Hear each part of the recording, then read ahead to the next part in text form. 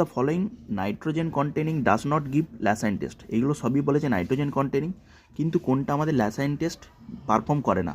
তাহলে ল্যাসাইন টেস্টে আমরা কি করি? ল্যাসাইন টেস্টটা ভালো করে বুঝে নাও যে ল্যাসাইন টেস্টে আমরা কাদের ডিটেকশন করি, যে এই ল্যাসাইন টেস্টের মাধ্যমে নাইট্রোজেন করতে পারবো, 2 নম্বর নাইট্রোজেন ফসফরাস করতে পারবো, ঠিক আছে, হ্যালোজেন করতে পারবো।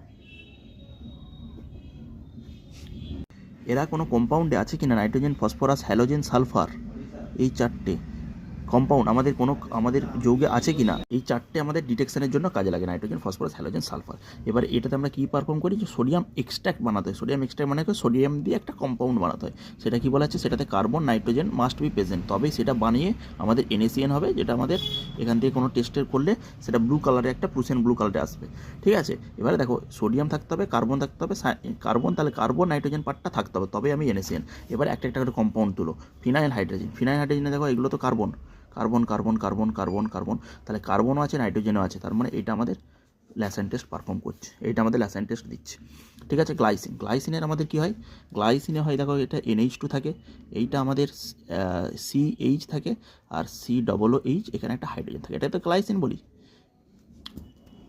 অ্যামিনো অ্যাসিড তোমরা পড়েছো, তাহলে দেখো এখানে নাইট্রোজেন পার্টও আছে, কার্বন পার্টও আছে, তাহলে এক্সট্রাক্ট তৈরি করবে এখান থেকে, তার মানে এটাও আমাদের পারফর্ম করবে। ইউরিয়া তুলো, ইউরিয়ার কি CONH2 তাহলে কার্বন পার্ট দেখতে পাচ্ছ, নাইট্রোজেন পার্ট, এটা আমাদের করবে। হাইড্রোজেন তুলো, NH2 শুধুমাত্র নাইট্রোজেন আছে, কোনো কার্বন পার্ট আছে, কার্বন পার্ট নেই, তাহলে এটা আমাদের এক্সট্রাক্ট বানাবে না। তাহলে আমাদের অ্যান্সার কোনটা হবে, ডাজ নট গিভ বলেছিল ল্যাসাইন টেস্ট, তাহলে এক্সাম তুমি করবে 4 হাইড্রোজেন।